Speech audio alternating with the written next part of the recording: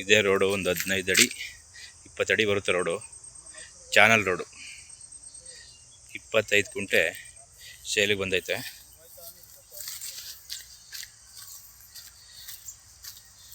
ನೋಡಿ ಕೆಂಪು ಮಣ್ಣು 22 ಕುಂಟೆ RTC 3 ಕುಂಟೆ ಖರಾಬು. ಒಂದು 30 ತೆಂಗಿನ ಮರ ಅವೆ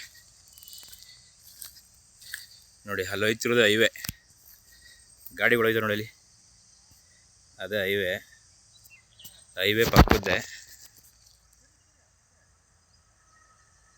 ನೋಡಿ. ಕನಕಪುರ ಹೈವೇ 22 ಕುಂಟೆ 3 ಕುಂಟೆ ಖರಾಬು.